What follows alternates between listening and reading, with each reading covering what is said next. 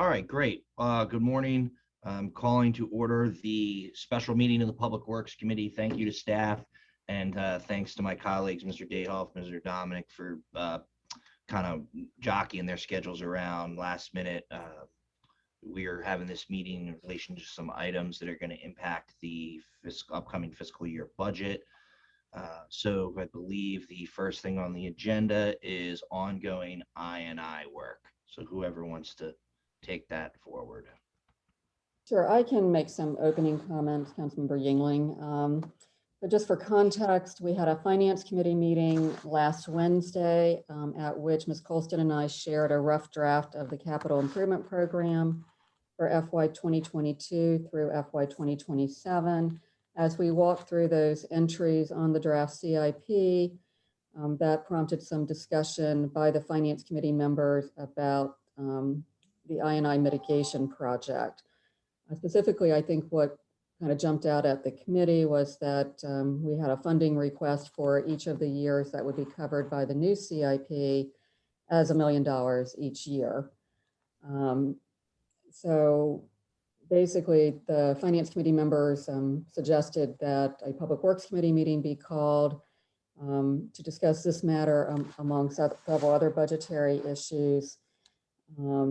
I did send an email out last night that hopefully everyone had a chance to review, but basically with Ms. Colston's help, and I want to thank her for that, she was kind enough to pull together kind of some budgetary information for the I&I mitigation project, as well as some expenditure information. So I think the Finance Committee specific request of the Public Works Committee was to kind of provide a recommendation of what to include for the I&I project in FY 2022. In the background information I sent you last night, I did note that the current rates that are in place for the sewer fund, which is where this project is funded out of, those rates were established with an estimated expenditure for I&I of $1 million each year. And I think taking into account the rate study that was done, the underlying assumption of $1 million a year being spent on I&I, and the fact that since those rates were put into effect beginning in FY 2019, we've actually spent a little bit less than what would have been anticipated, and there's a variety of reasons for that. But I certainly think there is, from a financial standpoint, and Ms. Colston, please jump in if I misspeak, but I don't believe there is certainly any financial downside at all of budgeting $1 million a year in FY 2022. And there may actually be some flexibility to increase that amount if Mr. Glass and his staff have projects that they've identified that it could be spent on. So I think that's the background I would provide. Ms. Colston, is there anything you'd like to add since you were part of that discussion last week? No, I think you pretty much covered it. I guess, Mr. Glass, if I may possibly turn it over to you. I know when we had our budget review meeting, you had indicated that what was anticipated in FY 2022, and I hope I'm characterizing this correctly, it was sort of a series of smaller discrete lining projects that would be bundled together for bidding purposes. Would you anticipate, if we do determine that there's sufficient funding to spend more than $1 million, that you have enough projects that that funding could be spent on in FY 2022? So if that's what we get in the budget is $1 million, we will tailor the number of projects that we have to meet that. So I know there was some concern about forward funding the 600,000 from the prior year, but that again, that was to do the current project that we're in right now. I also read the information you provided last evening, and I would agree with you that it appears that 4.2 million about is what has been expended, which will include the entire expenditure for this year over the 6-year CIP. So or the 6 years listed there. So I don't think we're actually over. I think we're under the $1 million. So the current project obviously needs to be finished up by the end of of this fiscal year, June 30, and we're going to be really close if we can make that happen. And if not, that's going to run over into the next fiscal year, and we all need to understand that as well.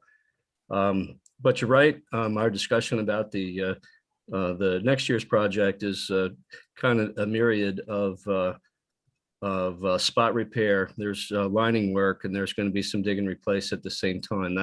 I think we will not exceed the $1 million, but I think we will certainly be able to spend that next year. And again, I can certainly appreciate the everyone's thoughts here and the ability to include that $1 million a year, and that is included in the rate structure, because this is a project that it just won't go away. And the returns that we get from it, of course, I'm really looking forward to what happens with this the current project at Gist Road. I can't tell you what that's going to do for us yet, but I'm really hopeful for good results with that. I can say that the phase 1 and phase 2 has, as a conservative approach, has saved about 500,000 gallons per day, which is, that's certainly a win. If you do the math there, if all that money was turned into homes, just in water and sewer benefit assessment, that would be a return of about $23 million. So, certainly a worthwhile thing. The other stuff that doesn't include is the reduced operating costs as well for electricity and the chemical cost, and it also pushes back the need to expand the plant capacity as well. So if there's any way we can continue with that $1 million, I highly recommend that. Mr. Glass, may I ask you a question or ask you to refresh my memory? The current contract, and I apologize, I think it's Geyer Brothers, and I always get that confused with Mr. Rehab. That's correct. The value of that contract was just a little bit over 1.6. I think just a smidge. Is that, you happen to remember that? I was just trying to double check my numbers. Actually, I think it was, my recollection was just a little under, but just by it's really, really close. Now, what I can offer is that because it's a design build, there have been some changes with that, and the number has gone down because we're able to increase the amount of lining and less digging. So, I think we'll be good if we can hold that 1.6 million. Yeah, so Mr. Chair, and I guess the other members of the committee, the reason I wanted to clarify that with Mr. Glass is I kind of did some back of the envelope expenditures, and I sort of looked from FY 2019 forward, because that's the period of time where the rate study really contemplated $1 million a year. If I did my numbers correctly, and I can certainly review those with Ms. Colston and Mr. Glass after this meeting, I think just looking at that 3-year period where of FY 2019, 2020, 2021, the rate study would have contemplated about $3 million of expenditures. I think we're going to be roughly at 2,876,000, assuming, as Mr. Glass indicated, all the timing works out for this year's project. So I think certainly at a minimum, you have a cushion of probably about 125,000, even just staying within the funding provided through the rate study. And once again, I think if Mr. Glass has projects identified and the committee wanted to even advance funding, the rate were put in place for 5 years, I think you'd likely have more flexibility to add to Mr. Glass's $1 million, at least 125,000 by my count, and possibly more if you wanted to advance it. And Jeff and his staff have work that could be performed. So from a fiscal standpoint, I don't believe there's any issue if you want to fund that 1 million, or even if you want to bump it up somewhat. Okay, thank you for that. I believe that was kind of the decision that we were kind of looking at and needed clarity on. Mr. Mayor, you were pretty instrumental in wanting to front load this, and I know you expressed in the Finance Committee some questions. So what are your thoughts on the information presented right now, and what are your thoughts on moving in a direction of increasing that funding? And then I guess the other question is, do we have work to be done that can be, I guess, engineered or design built, like if you were given more money? So go ahead, Mr. Mayor, if you want to make some comments. Yeah, so I guess my question is, like 2 years ago, we looked at 7 years, and Ms. Colston, you weren't here for this, so I'll give you a 1 minute summary. But about 2 years ago, while we were having these discussions, I believe, I think it was a public works meeting, but I think it was right around budget time. I think it was about 2 years ago, and we looked, we had $1 million budgeted each year for 7 years. We had the money in the water and sewer fund, I guess sewer fund here, to front load. And I said, well, if we have $1 million, 7 million over 7 years, and it takes a while for these benefits to be realized and cataloged by NDE so that we can actually get some benefit from it. Why don't we take 2-3 million from the last 3 years? I believe it was the last 3 years, and front load it.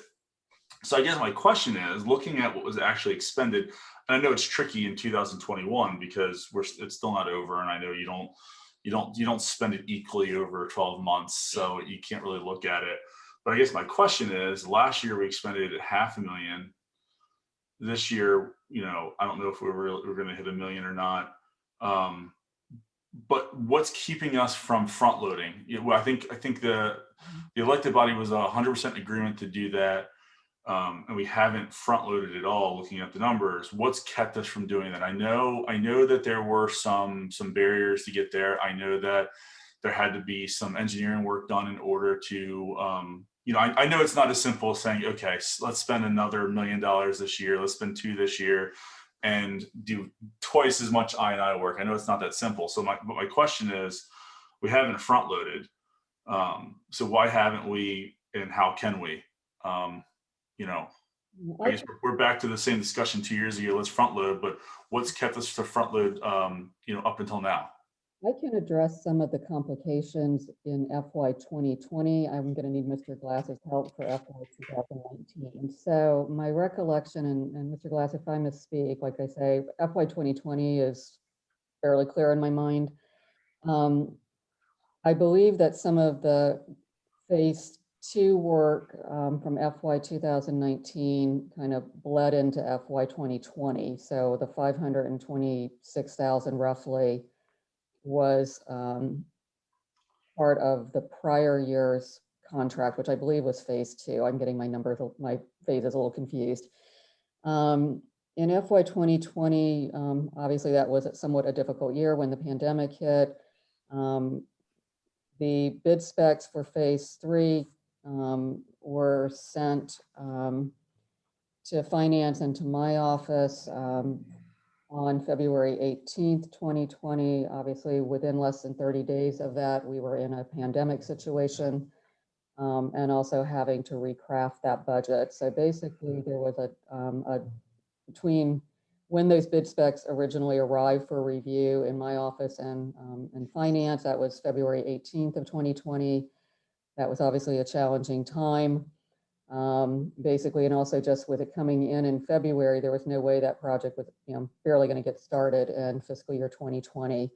So between the funding kind of being partially taken up by phase 2 and just the timing of things, the phase 3 bid, instead of being issued at the latter part of FY 2020, it was issued on July 23rd of calendar year 20.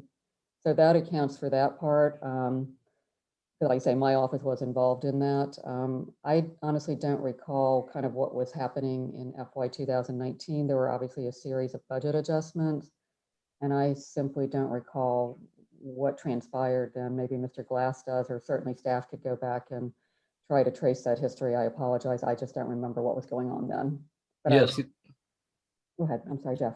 So the issue prior was that we were ready to go, but needed an easement from Random House that unfortunately we were tied up in a legal wrangling with them, and that we lost a year pretty much with that one. So I think that was a lot of the budget adjustment was we had money from the previous year and couldn't spend it.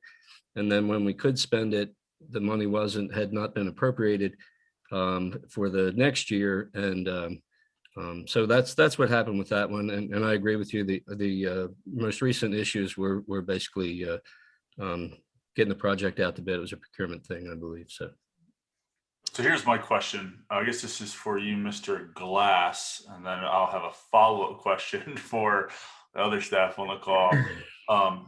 So let's say we said for fiscal year 2022, we wanted to move $2 million up from future years, and we just wanted to spend $3 million in I&I. Could we even do it? Is that something we could even do over the next year?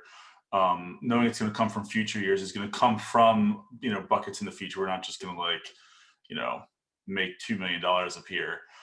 We're going to move it forward. What could we do with $3 million? And then I'll ask, if that causes any financial issues from Ms. Colston. But is that even something we could do, or would you say that there's more work to be done in order to be able to spend that? We wouldn't be able to do it in 2022.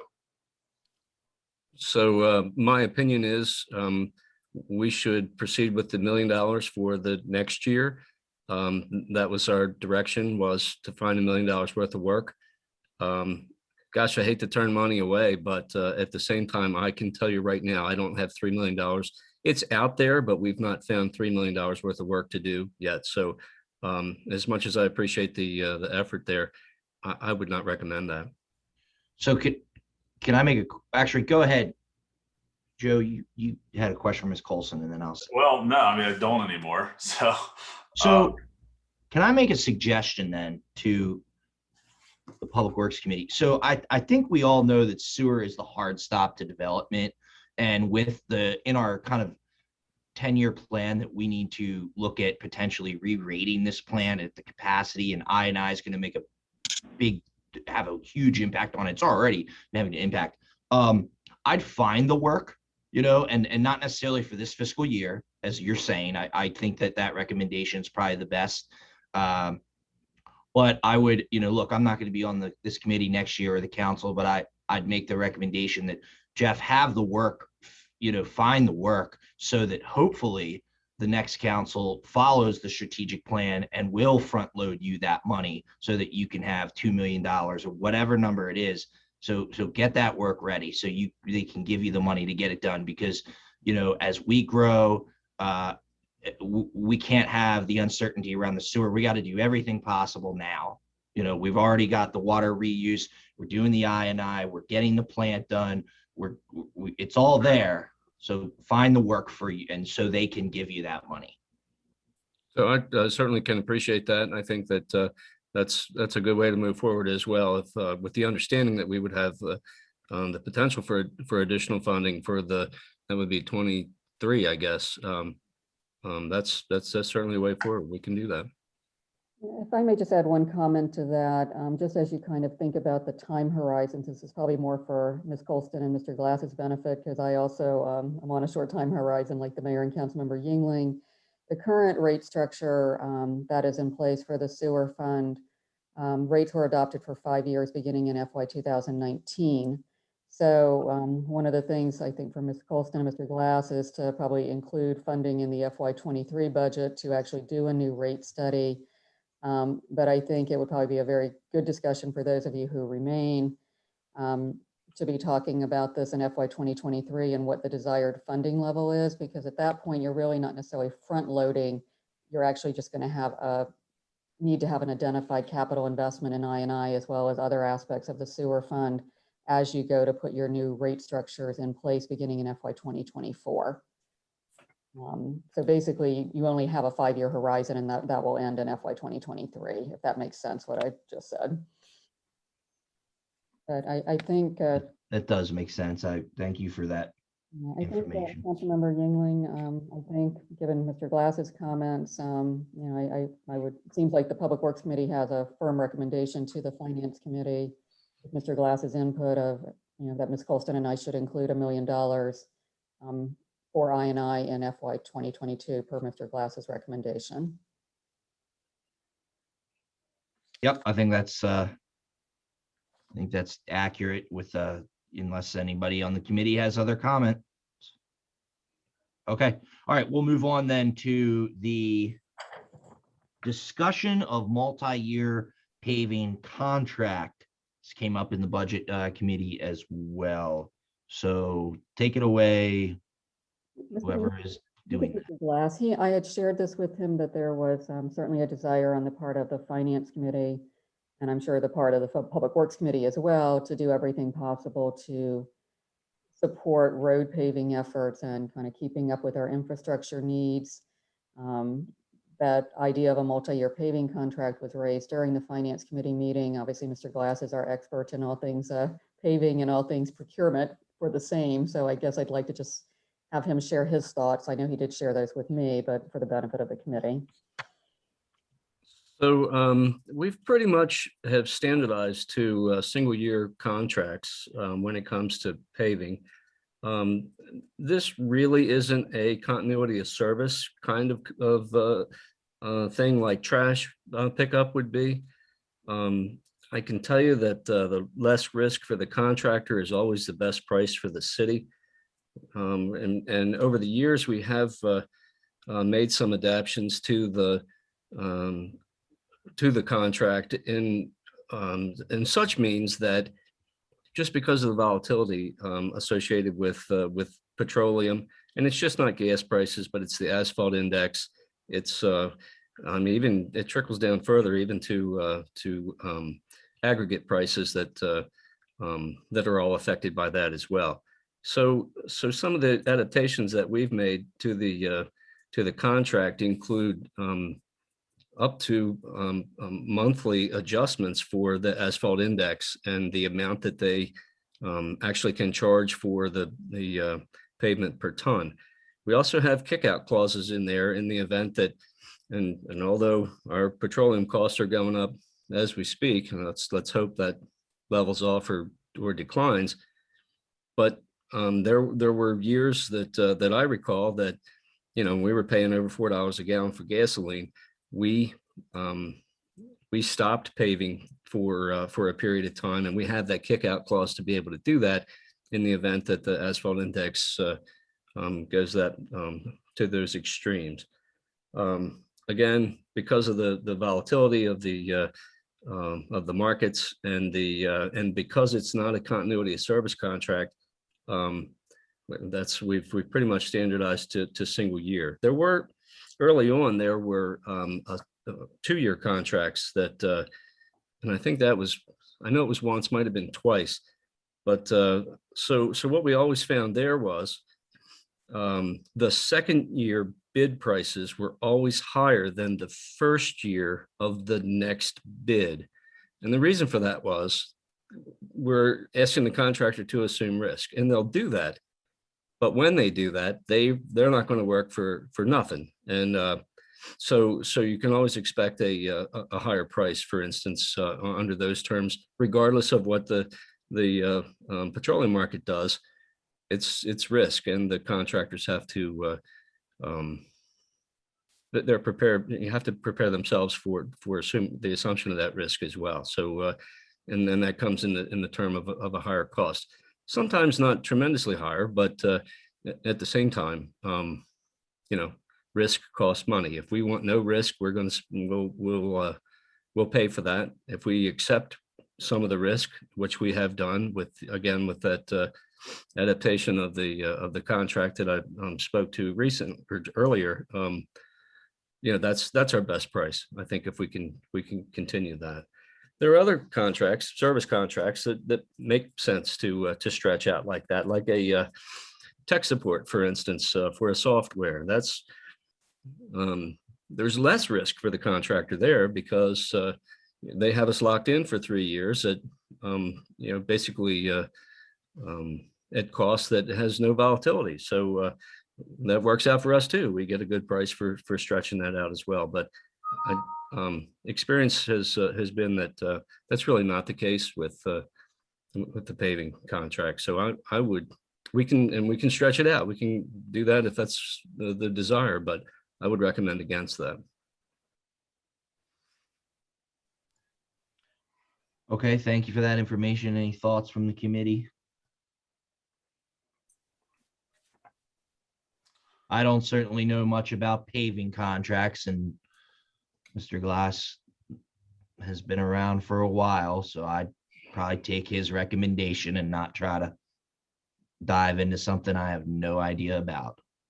Mr. Chair, I think Mr. Mayor, it was Mr. Pecoraro that brought this up, and I think his goal was to stop having to go through the administrative process of approving the contract every year, and it's slowing it down.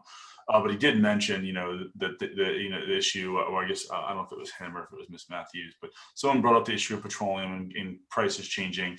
I think what he inevitably asked is if there was a way that we could have a multi-year contract that had some kind of like scale based on petroleum prices that would adjust so that the contractor wasn't putting themselves in a position. But it was a question we were trying. I think he was just trying to streamline a process, but I don't think we knew if we could or not. So I think if there's not a way for a sliding scale adjustment in a contract, then we probably can't. So I just wanted to throw out what his intent was. So, but anyway.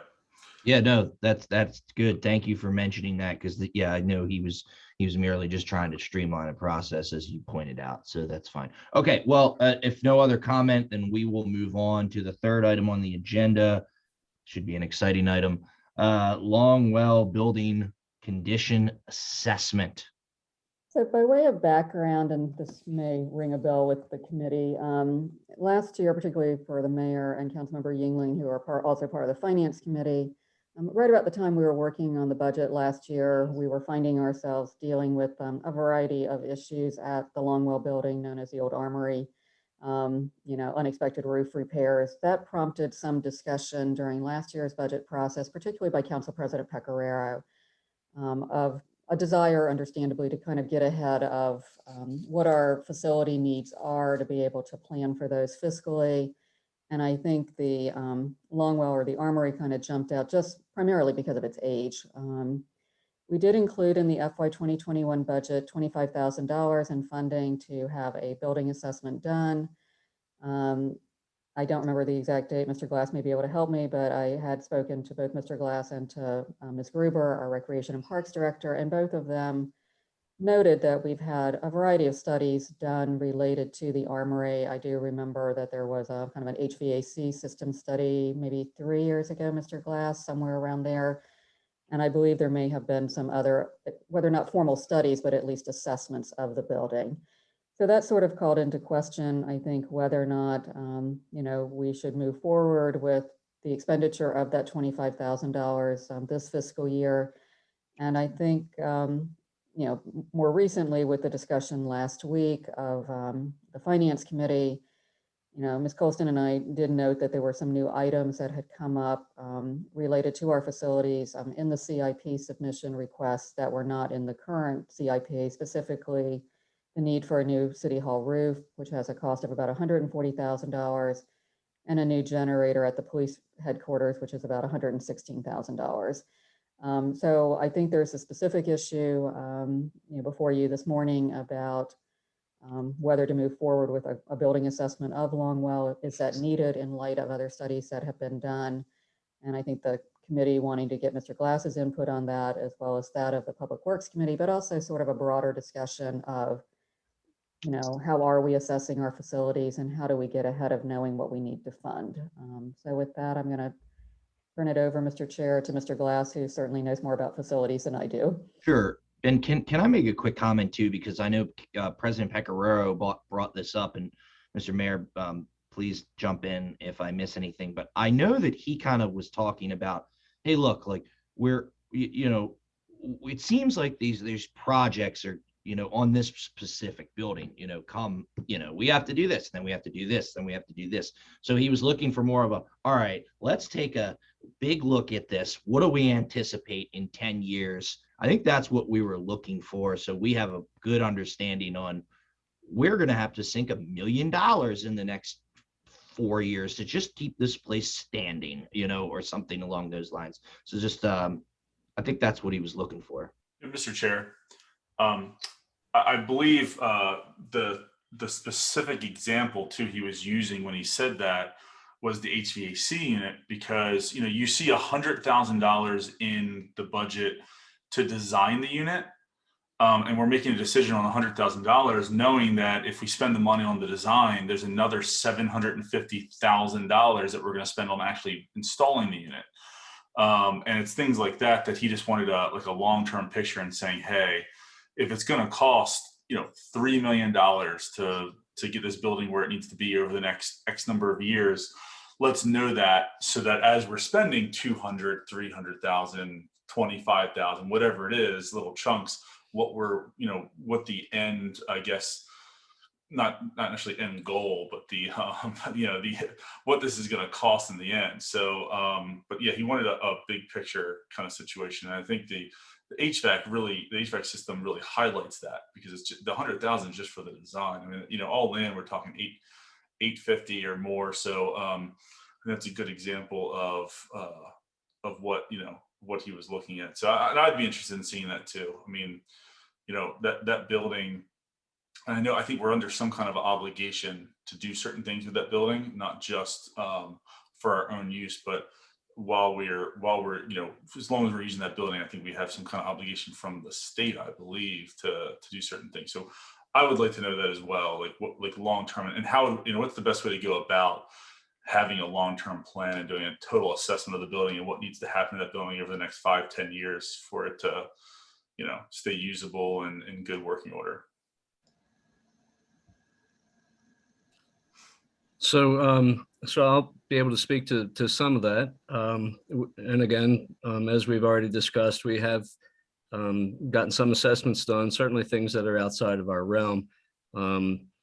And the HVAC is one of those. With regard to the roof replacement, that building had sustained damage from the hurricane or tornado, well, not hurricane, that came through, and that of course we didn't expect that. The way it turned out, though, it certainly didn't hurt anything to replace that portion of the roof. It was had some age, but prior to that issue, and we didn't even know that there was anything that had taken place there with the tornado, but until after the fact. So we have that kind of thing. With regard to the HVAC, that was a geothermal concept. That whole project was to sink vertical wells out in the playground and potentially into the parking area, down by the parking garage, depending upon how many heat sinks we had to do. It was not intended to, as far as I knew, not intended to be completely city funded. That was to be funded by an energy grant as they would become available. It was spawned from the understanding of that bank of HVAC outdoor units that's kind of on the south side of the armory between that and the garage next door, kind of on the post office side, that were starting to fail. And the reason they were starting to fail is because they were old. That was something that had been put in, quite some time ago, and just like us, nothing's forever.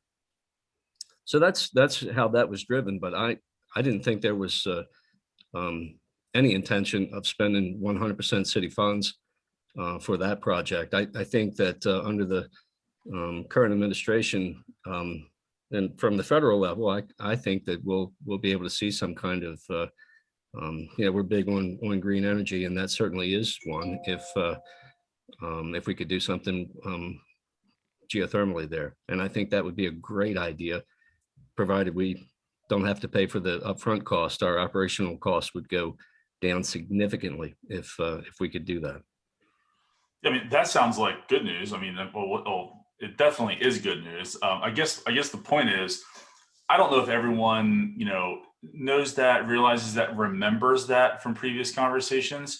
So I think that's just another reason why I think we need to have like a something a little more concrete in terms of a plan, that we can all kind of reference, because I remember some of those discussions, but it's probably been a couple of years since I've been part of any of them.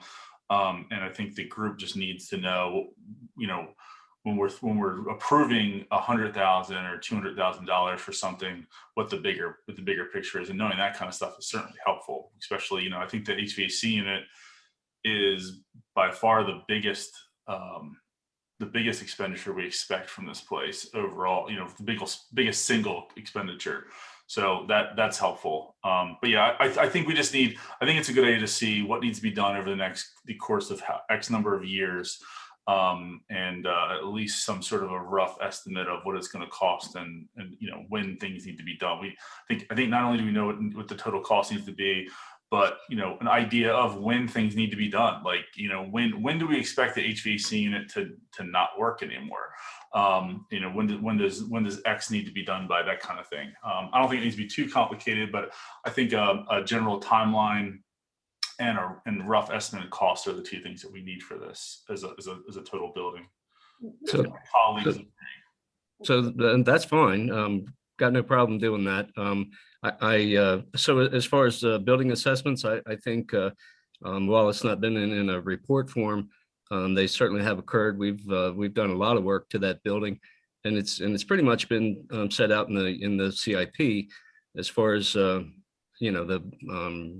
repointing of the masonry and the seal replacement and the window work and everything that we've done there. Another good example is putting it out there to get a professional report done. If we're not prepared to actually act on that, if we're waiting on funding, then the report's really not any good by the time we the numbers aren't good by the time we're ready to act on it as well. So but I think it's fine that maybe what we should do is put something together in a report form for everybody to review and take it from there. So with regard to the roof at City Hall, that's the slate roof replacement. That one is slate roof supposed to last forever, and so this almost did. Where it's leaking is in areas that we couldn't get to inspect. So it's basically it's walled off. So the only way to get there is to walk on the slate roof, to climb the exterior, and that's the last thing you'd want to do on a slate roof, because that cracks and breaks the slate. It's causes deterioration from being on the slate roof itself. So one of those things. Although slate is supposed to last forever, nothing lasts forever, and this repair is such that actually it's not a repair. That's what the people that we had in to look at it said, that the slate was beyond repair and needed to be replaced. So that's where we are on that one as well. Mr. Glass, one of the questions that came up at the Finance Committee was whether or not there was likely any grant funding for the City Hall roof, perhaps from MHC. I mean, in prior settings, my experience has been that typically they don't fund things that are considered more kind of routine maintenance or replacement. Do you believe that there's an opportunity for any grant funding for that roof? And I guess given its condition, you have to kind of hit grant cycles as well in order to even attempt to get funding. So what's your assessment of that? Right. So I don't know if it's a good thing or a bad thing that building is not on the register. So if that, I don't know what that does to us as far as eligibility for grant work. I can tell you that everything that we've done there so far, that's been significant work as well. We've spent a lot of money there. While it's not on the register, everything that we have done conforms to those particulars. Let's put it that way. So what I would suggest there is that because we have a historic district commission and the planning department works with them quite well, maybe that if there is grant money available, boy, we should capitalize on that. But I really don't know if it is or not. Maybe that's something that HDC and planning could investigate with us. I guess, Mr. Glass, I guess I'm not going to put you on the spot because I think it would be helpful to, given particularly the mayor's comments.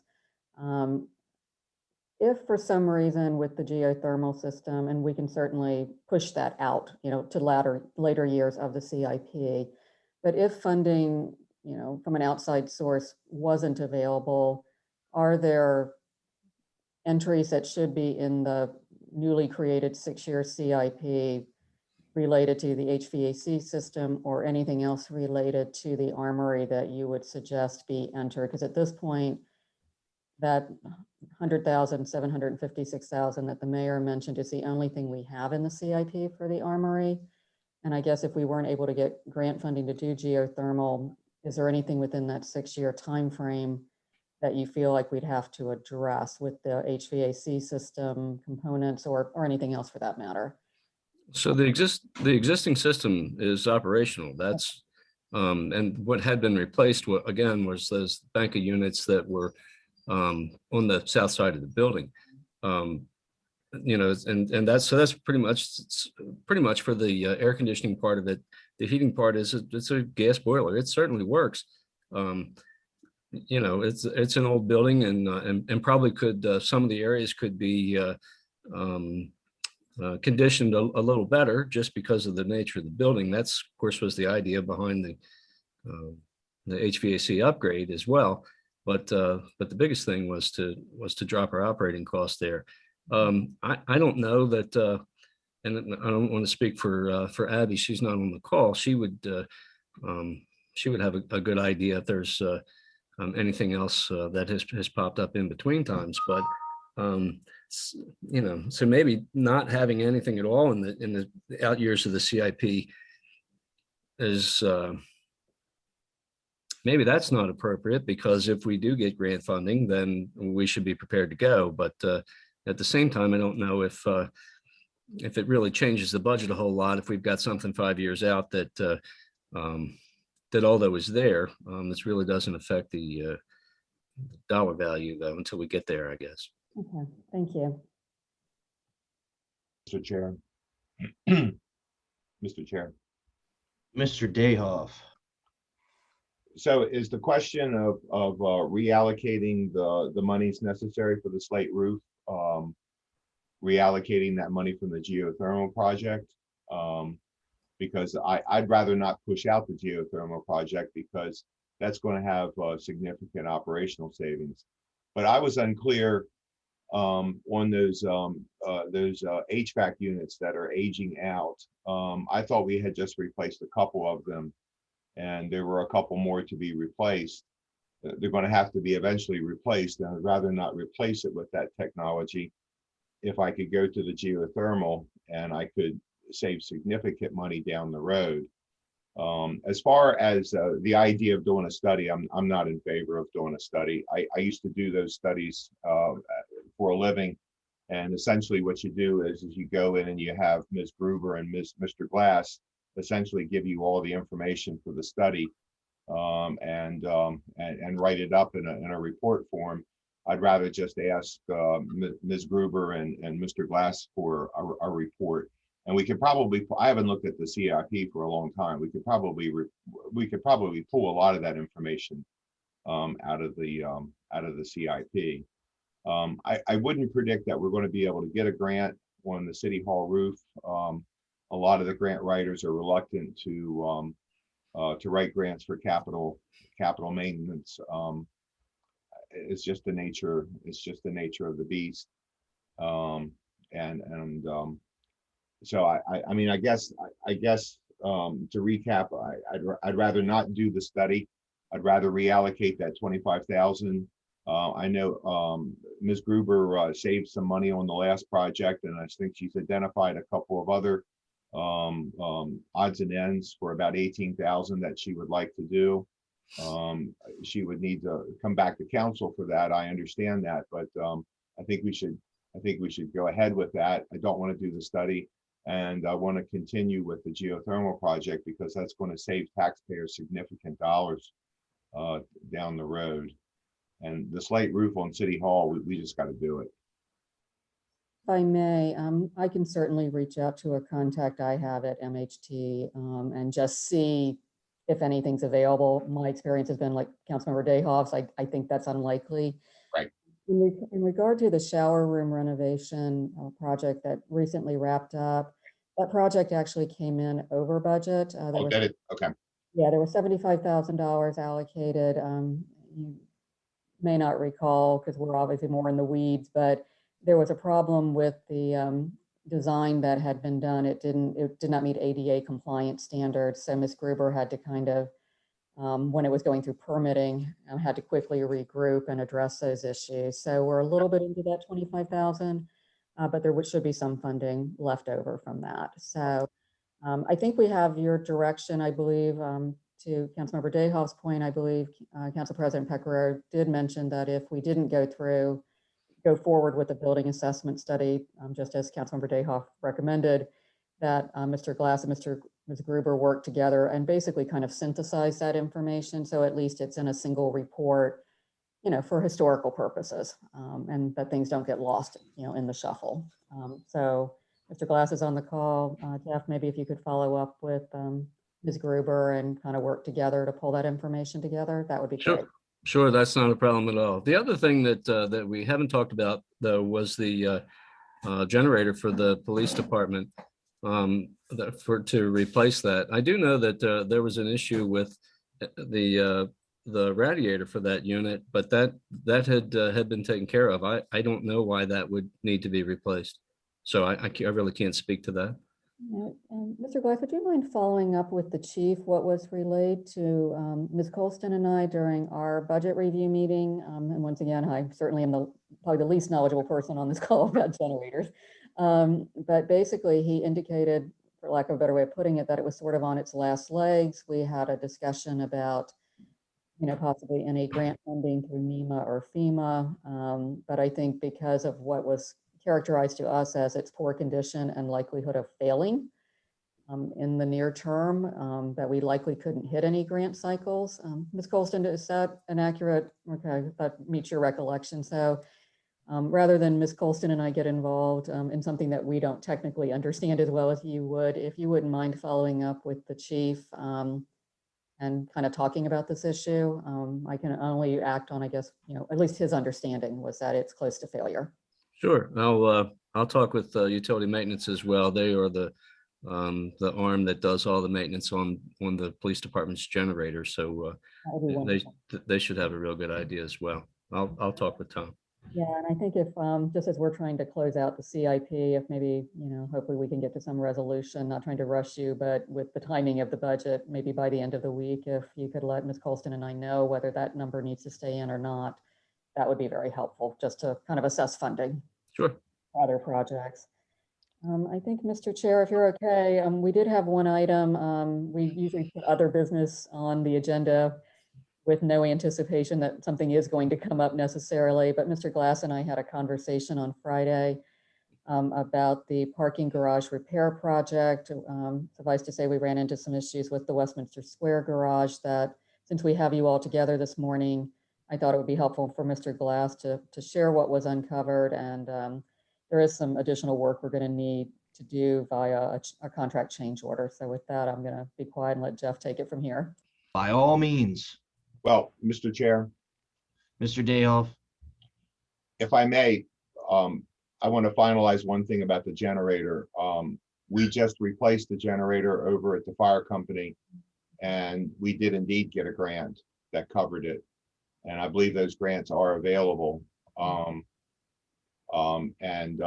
could after the meeting, I can talk with Mr. Glass. I mean, I think we have the expertise on our staff, but a Marine friend of mine, that is his specialty. He goes all over the country assessing generators, and I'm sure that he would be more than willing to stop by and take a look at it. But I believe we have the expertise on staff to do an assessment on that. But I'd like to keep that generator up. That was done in when I was in office previously, and that was done with a grant at that point in time. So I think the generator is probably doable no matter which way we go on that. And I am curious about the parking decks, the challenges that we found. So thank you, Mr. Chair. Thank you, Mr. Dayhoff. Okay, we'll move on to the really exciting news about the parking garage. So whether it's exciting or not, it's certainly not news that I would want to provide. I would like to have always good news, but it seems like in the part that I'm in, it's either okay news or bad news. So here goes. What we found at the Westminster Square parking garage is that there is a change condition related to shear connections at double T beams. And I see by the look on your face, you're wondering what is a shear connection and a double T beam. So double It T. sounds expensive. That Well, what gives it the flexibility, its flexibility, like in movement. so let's think about the theater of the mind here. What a double T beam is. If the part that you drive over is the top of two T's that are stuck together, the bottom part of the vertical section of the T is the beam that supports the part that you drive on. Between those double T's, because there are a number of those that are stacked together, there are shear connections that, and there, I don't know, it's 7 or 8 of them on for each flange of those double T's.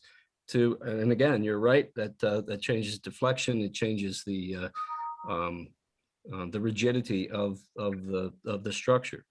So we had in the job, and we're doing both garages at the same time, by the way, but and this issue is particular to Westminster Square. But so we had in the job to expose those shear connections, because, and the reason for that was you could see from the underside that there was some rust stain.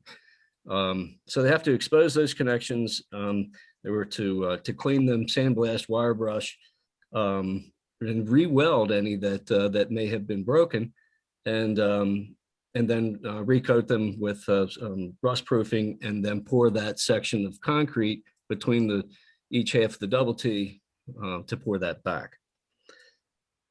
So we had that in the project to do, but once they began to uncover those shears, they're probably 45 or 50% complete, and what they found was in every case the shear connections were the condition was beyond repair.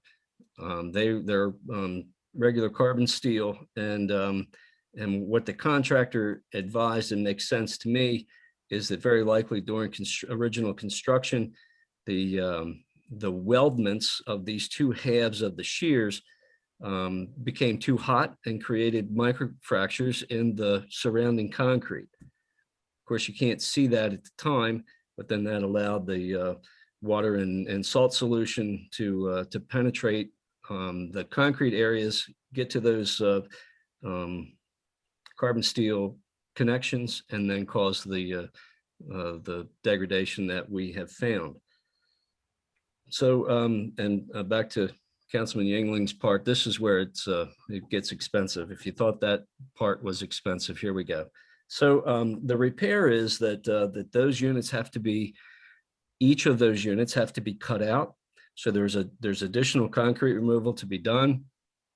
There will be epoxy rebar back into the good concrete, and stainless steel connections made, welded outside of the project, so that the micro cracking issue goes away. It's not going to be right against the concrete as an initial construction was.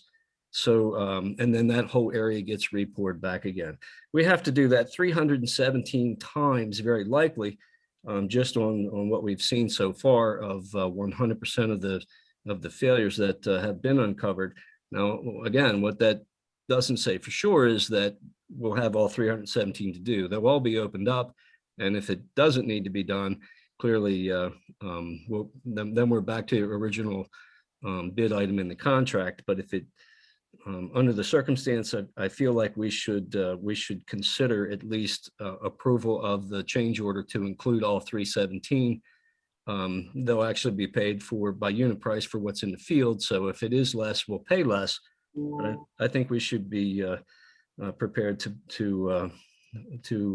have to absorb that additional cost. There are two ways to go.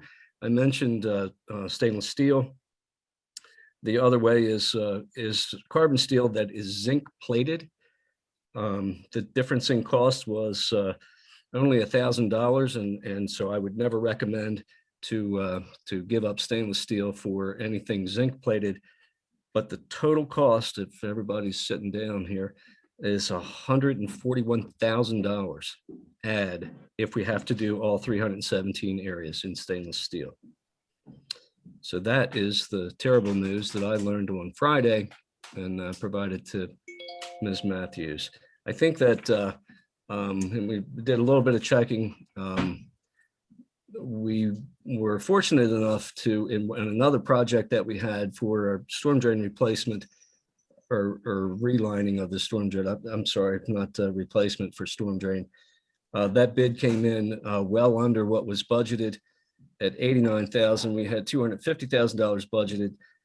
And although I think that's going to take a budget switcheroo by Lydia, I think we'll have enough funds to be able to do that at the $160,000 left over.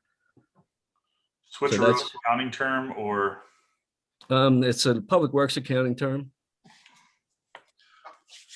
Okay.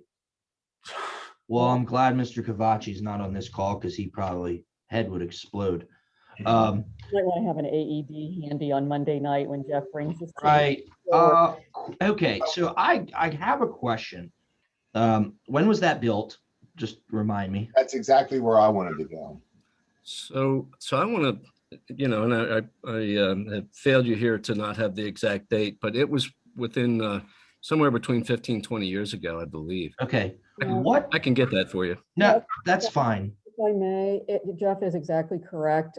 It's probably around 17 to 18 years ago because the city bond financed the garage construction, and that's some of the debt that's getting ready to expire in the next couple of years. So your memory's right on spot, Jeff. Okay. So I guess my second question is, what I heard was that there was a workmanship issue when they were building this. And it is not a maintenance issue, meaning that this is not a result of an ongoing like maintenance, like normal deterioration. Would that be an accurate statement? So I think that's probably a fair way to put it. As far as the micro cracking goes, that's what the contractor suspects. It does make sense to me. But at the same time, we've been delayed on, and we have made some repairs there, obviously, over the years. But we were delayed on some repairs as well. This work has we suffered some delays as well on this. So, but I think the root cause very likely was back to that welding issue that the contractor brought up.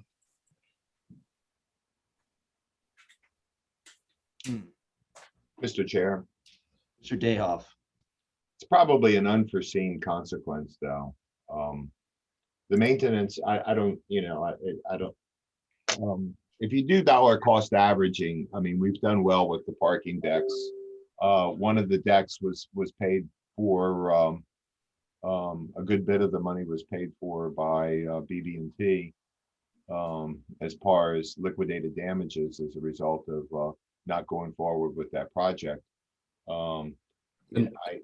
I helped pay for the farm many years ago by welding on bridges, and it's just an unforeseen consequence. I certainly want to go with the stainless steel, though, and I think the capital improvement will be indemnified with dollar cost averaging. I think we've done well with the parking decks. And this deck was part of that BB&T funding. The Right. Longwell garage was, that was a different manufacturer as well. We don't have that, or have not uncovered that same problem with the Longwell garage, but that's the one that was bonded out. Correct. Yeah, I think it was it 20 years, Ms. Matthews? Yes, it was a 20-year issuance, I believe, Councilmember Dayhoff. Yep. And I'm going to send the debt schedule out to you all later today, but I think that debt comes off the books in about 2 years. I So haven't looked at the debt schedule that you sent out, but I'm really tickled that you sent it out. No, I mean, I think we need to go forward with the parking deck. And I don't know that there's, Remind me, Mr. Glass, you said, where's the funding coming from? So it's unspent funds that was from the storm drain relining project that we had. There was okay. $250,000 was budgeted, and the bid came in at $89,000. Oh, cool. Okay. All right. No big deal then. I mean, big deal. Well, the money was there. It's just not spent. So, okay. So we Mr. don't need Mayor. we don't need any amendment or anything, I guess. Budget amendment, yeah. we'll have a budget amendment and a contract change order approval. And I guess, Mr. Glass, you and I had discussed placing that change order on Monday night's agenda for approval. Does that work for you from a timing standpoint? Yep, I can have that done. What I would ask though, if we can, because the contractor his work is going to finish up at that, all that he can do prior to this is going to finish today. If I could give him a verbal that, yes, we are going to do this, that's going to help the project if we could do that, with the understanding that there would be a formal approval then, formal change order, formal approval on the Monday. Be okay with you, Mr. Mayor? Yeah, I mean, it's okay with me. Obviously, we need formal approval, but It'll be cost effective, so yeah, we I'm don't have to. going to support doing it. Okay, okay. Well, I'll break the news to Mr. Chavachi, but just make sure to tell him, don't worry, the money was already there. You know? Just Yeah, I send him mean, a text right before he goes to sleep. Yeah. Tonight for sure. Maybe, yeah. I was looking forward to asking Ms. Colston if she could help me out with Gatsby as to where it is the term switcheroo was located. My wife was in the room a little while ago. I was going to ask her, but I think Mr. Glass was referring to a specific Gatsby term by switcheroo. So I'll look forward to that switcheroo on the memo Monday or whenever that memo comes. My understanding that's on a future Gatsby pronouncement. It actually hasn't been issued yet, but they're working on it. I think Mr. Glass has actually coined the new gas. Yes. And we will be sure, Councilmember Dayhoff, to mention that in the project funding section in Mr. Glass's memo for Monday night. Well, the council president frowns upon those minor bits of dry humor, but I slip them in anyway. I did back off of the asking about the cup holders with the last number of trucks that Mr. Glass has purchased because the council president did frown upon that a good bit. But I was curious about the inclusion of cup holders. I getting serious though for a minute. I would like to do this capital maintenance on the parking garage, and I would like to look forward to whatever capital maintenance we do, because sometime down the road, we're probably going to have to take a look at putting another level on those decks, because there's a real specific public policy balancing act as to when it is that you put the deck on long before you need the deck. And that was something that we didn't do, maybe kind of sort of as well as we should have on the Longwell deck, and we got caught short. That was one of the I got a lot of counsel from Mayor Young over in Frederick, who was the person who put a lot of those parking decks up over there, now Senator Young, and he kept telling me, he kept saying, you got to do it long before you need them. And we had a parking shortage while we put those decks up, and that got to be not fun. So whatever capital improvements that we need to do to the decks to put us in that position, I think would be a good thing. That's the end of my soliloquy, Mr. Chair. Thank you for your patience.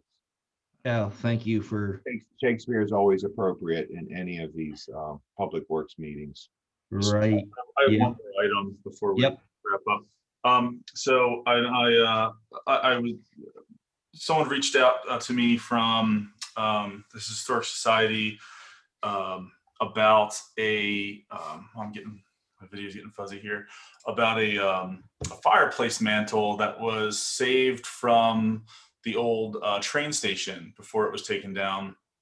As a piece of history, this, because its size and the limitations of this Historic Society, they don't, they want to find a good place for it, but they don't have a place for it, and they don't want to keep it, and they wanted to know if we had a place for it. I think if we could find a good place to put it, it would be a neat thing to save as a piece of history. Again, if there's a good place to put it, but I think we can, I think if we want to, we can find a good place to save this mantle. So the Historic Society doesn't have it. There's a donor that has it. They went to the Historic Society. So before they give it officially, they want to know, like, just generally what it's going to be used for. They want to make sure it's not going to go into some, some warehouse somewhere and then sit there forever and then be thrown away, I guess. So I bring this up because I feel like, I feel like Public Works is going to be the ones helping us figure out where to put it and how to put it somewhere, and we'll be moving it. So I just wanted to get an idea, make sure everyone was okay with that, and then discuss maybe where we can put it, where it'll actually look good in place somewhere. I mean, my vision is if there's a good place to put it, we can put it there and have a little plaque made kind of describing what it is. But I think it's a neat little piece of history. Well, you are dying to speak. What do you have? Yeah, I'm excited about this. And we also located one of the original. I think we located not too long ago the original painting of Longwell, and the mayor's office in City Hall forever. That painting was above a mantle, a fireplace in the mayor's office. I mean, we could. I have a couple of immediate ideas as to where it is that we can put that fireplace mantle. I've written a number of stories on the old train station. As a matter of fact, I have a brick from the old train station when it was torn down in 1961. So I have a couple of specific ideas as to where it goes, because I did a tour of the administrative buildings not too long ago. And as a matter of fact, if you really want to have some fun, you need to go on a tour of the administrative building with my wife, who worked in that building for decades, and she has lots of great stories. But everybody's excited about the administrative building. I think we've done a good job with it, but I have a couple of specific ideas as to where it could go. Well, let's start like an email thread and figure out like some ideas of where it could go. We'll Okay. talk about it as a group, the elected officials, and I guess we'll put Mr. Glass on there. Whoever else we needed to put on there, and just have a discussion about where it can, or where we want it to go, and then where it can go, and then but I just I think they just want an idea of what we're going to do. I think it's exciting.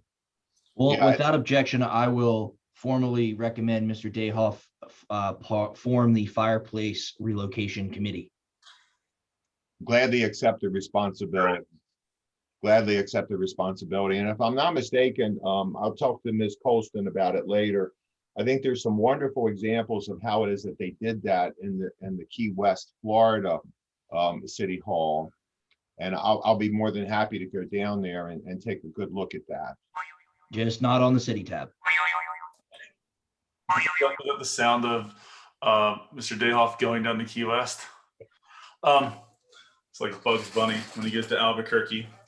Anyway, yeah, that's all I had. I just wanted to start that discussion. So let's figure out where we're going to put that thing. I think it'll be cool. We'll we can put a little like history kind of plaque up somewhere, whether that's in the administrative building or in City Hall. I mean, we have a couple of options, I think. So let's talk about it and go from there. That's all I got.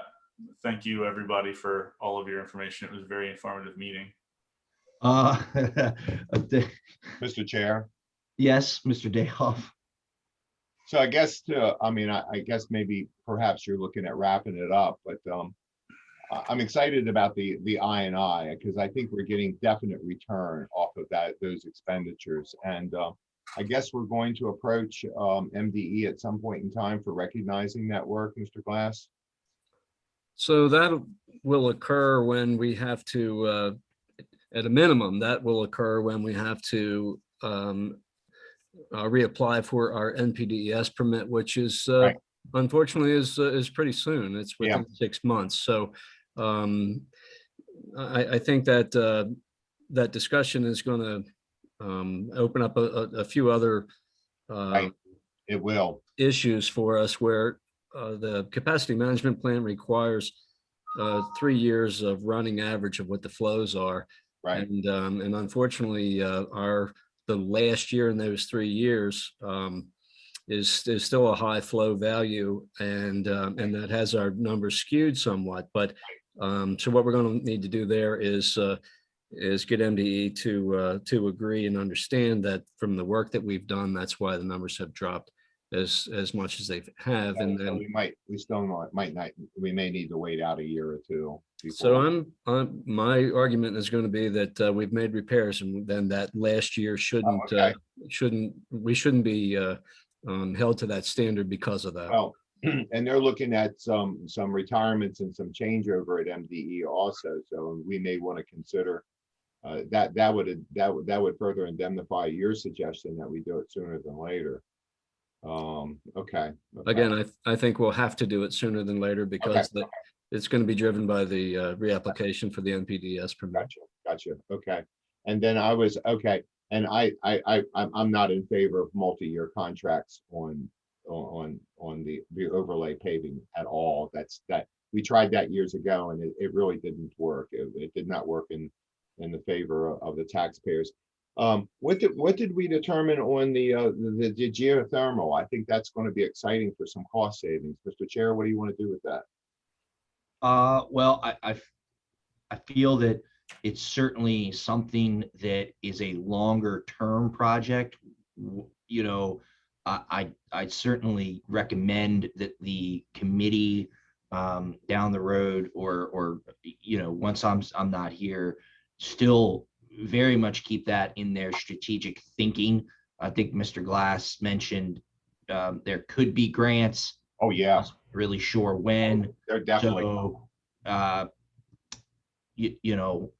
I certainly, if we can get somebody else to pay for it, I understand that probably makes sense. I don't know that I have a formal recommendation other than, it should be a, strategic priority over, the period of time. That building in general, I think, is a challenge. Obviously we own it. It's like historical. There's really not much we can do with it. So that'll be something the next leaders of the city will continue to work through. I think that's all I had, Mr. Chair. All right. Well, I very much appreciate everybody's time. I think we have some direction to report back to the Finance Committee, and I'll make sure to break this news to Mr. Chivacci right before he goes to bed. 9:59 today. Yeah, right. So, it is indeed 9:59. Yeah. Tell them about the money that we saved on the other project until the morning. Yeah, tell them how it's going to be paid. I might just break the news to him and then call him back a couple hours later and then explain to him how it's going to be paid for. Add a 0 and then in the morning tell him you accidentally added a 0. Right. All right. Thank you all. Appreciate it. Okay. Bye-bye. God bless. Thank you.